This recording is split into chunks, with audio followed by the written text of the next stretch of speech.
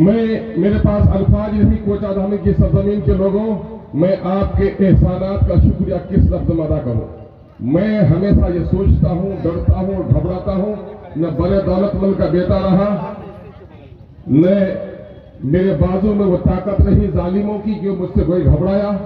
मेरी खाकसारी कहिए, मेरी गरीबी कहिए, या सच्चाई कहिए, या सदाकत कहिए, जो खिदमत हमने की है उस पर हमको आपने जर्रे को आफ्ताब बनाकर जिला परिषद के एमएलए से, जिला परिषद से लेकर एमएलए तक और एमपी के इलेक्शन में भी किशनगंज जिला में जीत हासिल करने में सबसे नुमाया रोल अगर अदा किया तो कोचा धामल की सरजमीन ने किया। अमोर बैठा से आए हुए हाफिज गनी साहब भी यहाँ पर मौजूद है, मुफ्ती इफ्तिखार साहब भी मौजूद है। तकलीफ न हो, इस सरजमीन ने मुझे पहचाना और आप लोगों ने मुझे गले लगाया, मैं आपका भी शुक्रिया अदा करता हूं। मैं दो तीन बातें कहना चाहता हूं। आप जितने मुश्ताक हैं और जितने बेताब हैं अपने लीडर को सुनने के लिए, मेरी आंखें उन्हें देखने के लिए भी बेकरार रहती है और कान सुनने के लिए भी बेचैन रहता है, लेकिन कुछ दर्द की दास्तान है जो सुना देना लाजिमी समझता हूं। मेरे भाइयों, इस वक्त एमएलए के जिम्मे जो काम होता है, सड़क, पुल, पुलिया, बिजली और तरक्की के काम होते हैं। गवाही दे दो, ये सड़क जो सामने में चलती है, गाड़ियां दौड़ती हैं, इसको पीडब्ल्यूडी में जाने का मेरे जमाने में नोटिफिकेशन हुआ, मजबूतीकरण मेरे जमाने में हुआ। ये जो देख रहे हो सामने में बगलवाली का पुल टूटा था तो लोगों ने कहा था कि 6 महीने के अंदर न बना तो अस्तुल ईमान के असेंबली के लिए भी जाना मुश्किल होगा। अल्हम्दुलिल्लाह दूसरी जगहों के पुल टूटे थे, नफवापाड़ा में 3 साल तक नहीं बने थे, अस्तुल ईमान ने 3 महीने में इसका काम शुरू करा के आपको दिखा दिया था। परिहारपुर का देख लो, दाती का पुल देख लो, नरकली हाट का पुल देख लो, पुल पुलिया देखो, या एक साथ कैबिनेट करके 30 हाई स्कूल बनाने का देखो, या 2012 में बिजली का जो यहाँ पर एक्सटेंशन हुआ है ग्रिड, उसको देख लो। तो मैं समझता हूं कि मेरे कामों पर पानी फेरने की जो दलाल लोग कोशिश करते हैं, आपकी सदाकत की आंखों से वो काम छुपे हुए नहीं रह सकते। लोगों, एक काम और है जो असल काम है कि आप कानून 2 जगह बनता है, पार्लियामेंट और असेंबली में। असेंबली में जब फिरका वाराना कानून बना और वहां से चोर दरवाजे से जब इस मुल्क में हिंदू और मुसलमानों को लड़ाने के लिए, हमारी गंगा जमनी तहजीब को मिटाने के लिए कुछ बेईमानों ने हमारे बच्चों को मुश्रिकाना प्रोग्राम के लिए सूर्य नमस्कार का वो फरमान जारी किया, तो आपके इसी बेटे ने लड़कर पूरे बिहार के बच्चों के मासूम जहन में शिर्क से बचाने का काम किया, वो भी आपको याद होगा। मेरा यकीन है ये सारे धर्मों का मजहब है, सारे धर्मों को अपने धर्मों के आदर्श का पालन करना चाहिए और दूसरों का आदर करना चाहिए। हम सनातन धर्म हो या बौद्धिज्म हो या ईसाइज्म हो, हम उसका आदर करते हैं और मुसलमान होने की हैसियत से अपने मजहब का पालन करते हैं। यही सेकुलरिज्म है, इसकी आवाज आपके बेटे ने उठाई है। मुल्क सब दो राहे पे खड़ा है। आया इस मुल्क में तमाम तो लोगों के मजहबी अकीदे बाकी रहेंगे या नहीं रहेंगे? इस मुल्क में लोगों के अकीदे, लोगों के मसाजिद तोड़े जा रहे हैं। ऐसे वक्त में जरूरत इस बात की है कि माजी की तरफ फिरो। हमारे बुजुर्गों ने जो कुर्बानी की आजादी की और आइन को बनाने में दस्तूरसाज कमेटी के जिम्मेदारों ने इस तरह से इस मुल्क में गंगा जमनी तहजीब, हिंदू, मुस्लिम, सिख, ईसाई सभी के अकीदे की हिफाजत की है। आज मोदी और योगी की सरकार में इन चीजों को तोड़ने की कोशिश की जा रही है। मेरे और आपके मोहसिन इंसानियत ने यह फरमान जारी किया है, जब बुराई को देखो तो हाथ से रोको, न हो तो जबान से टोको। गोंगों की औलादें बार बार ये कहती है कि बोलने से क्या होता है। अल्हम्दुलिल्लाह, बोलने से तो सब कुछ होता है। ये मैं बार बार कह चुका हूँ, दोहरा कर नहीं कहूंगा। ऐ गोंगे, तू जब हम पर इल्जाम भी लगाता है तो बोल भी कर लगाता है, नाच कर नहीं लगाता है। बोलने से यही होता है। लेकिन मसला ये है कि आज हम जहां जिस बात के लिए कह रहे हैं वो ये कह रहे हैं, इस मुल्क में जिस कौम की सियासी ताकत घटेगी, आजादी के वक्त हमारी मस्जिदें तोड़ी गई, मदरसे नजर आतिश किए गए। लेकिन आज अल्हम्दुलिल्लाह उससे आलीशान मस्जिद और मदरसे हमने बना लिए। मैं इसका मुनकर नहीं हूँ, लेकिन आज इनकी हिफाजत की जो जरूरत पड़ी है वो सिर्फ मुनादात से नहीं होगी, मस्जिदों के दुआओं से नहीं होगी, मदरसे के दुआओं से नहीं होगी। जब तक पार्लियामेंट असेंबली में आपकी तवाना आवाज नहीं होगी, आप अपने इन अकीदत के मराकिज को तहफ़्फ़ुज़ नहीं कर सकते। उसके लिए जरूरी है कि आपकी लीडरशिप हो। दुनिया में जो कौम लीडरशिप पैदा करती है वो दुनिया में इज्जत के साथ रहती है। मौलाना अबुल हसन अली नदवी रहमतुल्लाह अलैह का वो कौल आपको याद होगा, तुम्हारा बच्चा 5 वक्ता नहीं तहज्जुद गुजार हो जाए, अगर तुमको सियासी शऊर न मिला तो तुम्हारे 5 वक्ता पर भी पाबंदी लग जाएगी। लोगों, आज हम उस जगह पे खड़े हो गए। आकाए मदनी की जिंदगी देखो, 53 साल तक होती, मुट्ठी में लोगों ने कलमा पढ़ा, लेकिन जब मदीना पहुंचे तो दावत ही नहीं, दावत के साथ ताकत भी थी। ताकत का हुसूल ईमान का हिस्सा है, सदका देना ईमान का हिस्सा है, देने वाला हाथ ऊपर रहता है। इसलिए इस मुल्क के जमाने कार में अपनी मौजूदगी को दर्शाना हमारा और आपका अखलाकी फरीजा ही नहीं, मैं तो समझता हूं कि इस वक्त का दीनी फरीजा भी है। उसके लिए जरूरी है कि इन ऐवानों में उन लोगों को मत भेजिए जो दूसरे की पार्टियों की टिकट की बुनियाद पर गुलाम बन जाए, बल्कि वोट आप दे रहे हैं तो आपका जो तर्जुमान बने उसको घर भेजने की कोशिश कीजिए। और मिल्लत की जो तर्जुमानी, कौम की जो तर्जुमानी बैरिस्टर सुदीन अवैसी कर रहा है और उसके लफ्ज से पार न चलकर अख्तरुल इमान ने जो कोशिश की है, यकीनन कुछ अहमद के नौजवानों तुम्हारा सीना फूल जाता होगा जब तुम असेंबली और पार्लियामेंट की दास्तान को देखते हो। मैं चाहता हूं सिर्फ दो लफ्ज जो मैं आपको कहूं कि इस वक्त जो सबसे बड़ी दुश्मनी है, हमारे लोग काटे जा रहे हैं, मारे जा रहे हैं, पीटे जा रहे हैं, मुकदमा में फंसाए जा रहे हैं। अभी हमारे एक मजबूत साथी असलम साहब का खून हुआ, उससे पहले सीवान में आरिफ का खून हुआ, और इन जालिम ताकतों को कह देना चाहता हूं कि तुमने हमारे लोगों का खून किया है, खून शहीदा कभी लाएगा न जाएगा, और यकीन है कि तुम्हारे नापाक तमन्नाओं का खून जरूर होगा। जब भी शहीद के खून का कतरा जमीन पर गिरता है तो जाया नहीं होता, बस वो इनका इरतलाब फूटता है। यकीन है हमने देखा है जमाने को, बहुत सारी आजमाइश को देखा है, हम इससे डरने और घबराने वाले नहीं है। तुम कह दो कि हम कयामत से रुक जाएंगे, हमारे बुजुर्गों ने हमें यही सबक पढ़ाया है, गर्दन झुकाकर जीने वाला गुलाम होता है। जब बैरिस्टर सुदीन अवैसी साहब के दादा पुलिस एक्शन के बाद अपने कयादत को खड़ी करने के लिए हैदराबाद में आवाज लगा रहे थे, लोग कह रहे थे अब्दुल वाहिद अवैसी जो बचे हैं उसको भी मरवाओगे। अब्दुल वाहिद अवैसी ने कहा, सुनो, मसलहत की चादर ओढ़कर गर्दन झुकाकर जीने दो तो गुलाम भी जी लेता है, अगर इस तरह जियोगे तो तुम्हारी नस्लों से गुलाम जन्म लेगा। गर्दन उठाकर जियो, अगर गर्दन कट भी जाएगी तो तुम्हारी नस्लों से सरदार जन्म लेगा। कौन कितना सच्चा है, कौन का सरदार, उनके लफ्जों की अक्काशी आज हमारी महफिल में कर रहा है। क्या सीमांचल के लोगों अपने सपनों में अपनी कयामत खड़ी नहीं करना चाहते हो? मैंने मिसालों से कहा है, जानू कट जाए जिंदा है जैद, जिंदा है बकर, जिंदा है रामू। बाजू कट जाए जिंदा है जैद, जिंदा है रामू, लेकिन गर्दन कट जाए तो जैद नहीं है, रामू नहीं है, उसकी लाश है। जिस तरह जिस्म में गर्दन जरूरी है जिंदा रहने के लिए, कौम की जिंदगी के लिए भी कयादत जरूरी है। जिस कौम का कोई कायद नहीं वो लाश की तरह हो जाता है। क्या जिंदा रहना चाहते हो या लाश बनना चाहते हो? जिंदा रहना चाहते हो? मुझे बताओ कि इस वक्त क्या हो गया? यादव का नेता कौन है? बताओ कौन है यादव का नेता? कुर्मी का नेता कौन है? मछुआरे का नेता कौन है? मल्लाह का? पासवान का नेता कौन है?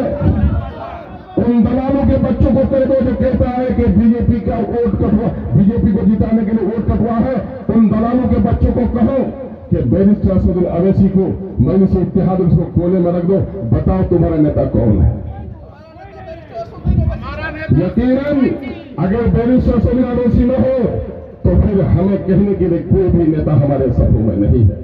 इसलिए हम सब कुछ की बाजी लगा सकते हैं, अपने गर्दन की बाजी नहीं लगा सकते।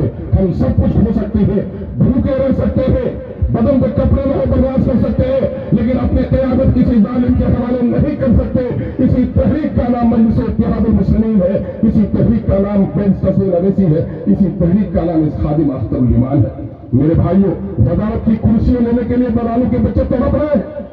दलालों के बच्चों को देख रहे हैं, दलालों को देख रहे हैं कि मछली जिस तरह पानी के बगैर तड़पती है, तड़प रही है। सड़क पर वसूली करने वाले, लोगों के बच्चों को बिगाड़ने वाले, चोरी और गुंडागर्दी को बढ़ावा देने वाले, अख्तरुल इमान 70 मरतबा हारना पसंद कर सकता है, अपने नौजवानों की तकलीफ से खिलवाड़ नहीं कर सकता है। मैं अपने नौजवानों को तो आसमान की बुलंदी पर देखना चाहता हूं। इसलिए नौजवानों, आओ तुम्हारी गैरत की कसम, गैरत न हो जिंदगी में तो कुत्ता है इंसान। एक कुत्ते को गोश्त का टुकड़ा दिखाओ, डंडा दिखाओ, 100 बार दिखाओ, आएगा और भाग जाएगा। लेकिन एक इंसान कई दिनों से भूखा है, दस्तरखान में उसके अब्बा के खिलाफ कुछ बोल दो, उनके जमीन के खिलाफ कुछ बोल दो, भूखे मर जाना गवारा करेगा, लेकिन दस्तरखान से नवाला नहीं उठाएगा।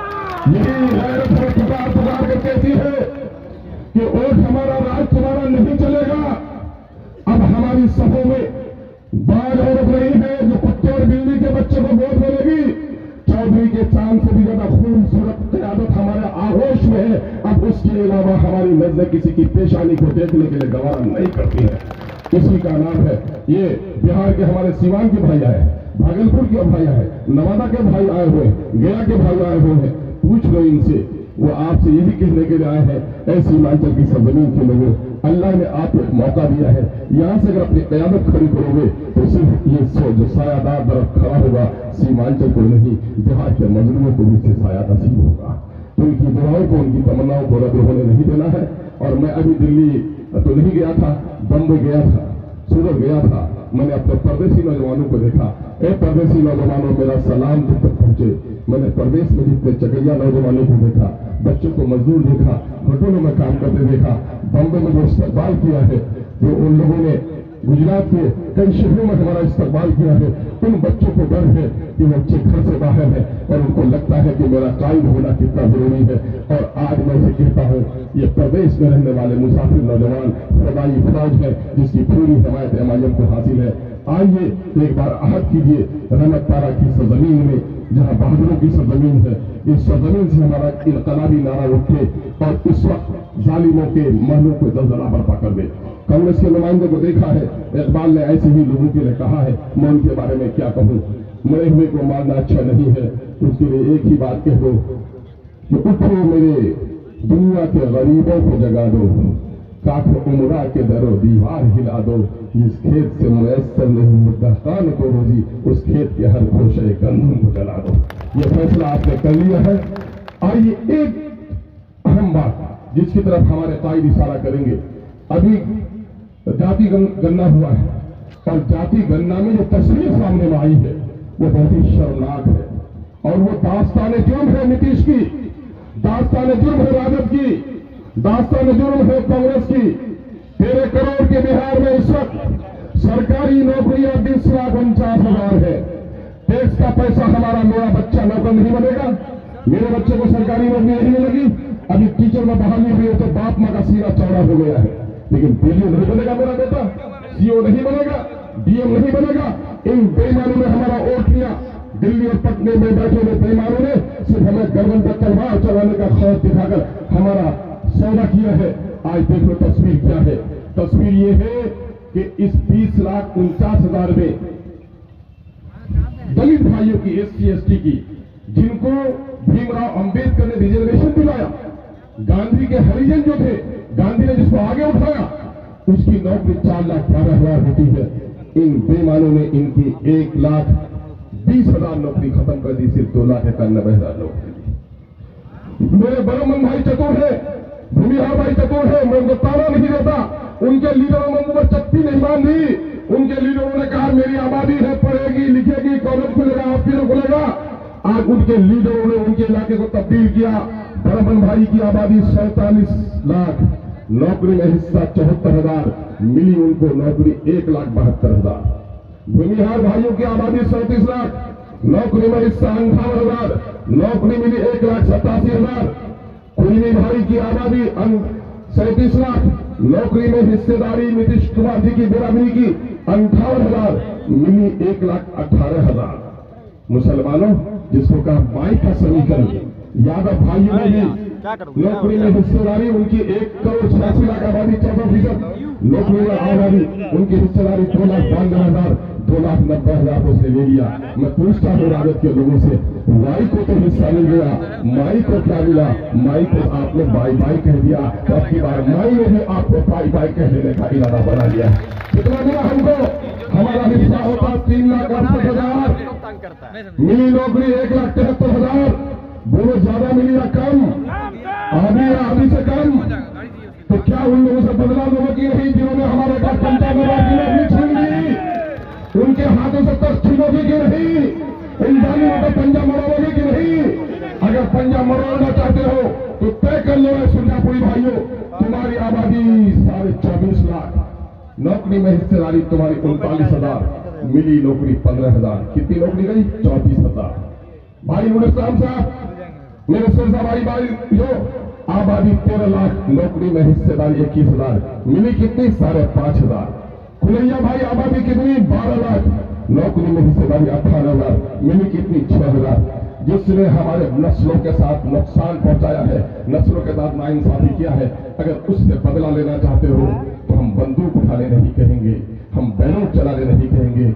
जमहूरियत में सबसे बड़ी ताकत है आपका वोट। आपका वोट जालिमों के खिलाफ, मजलूमों के हक में होना चाहिए। अख्तर ईमान ने मौलाना के नाम पर कुर्बानी दी थी, 19 में कश्ती किनारे में डूबी है। इस वक्त अख्तर ईमान फरियाद ही नहीं, आपके नस्लों की मुस्तकबिल की फरियाद है।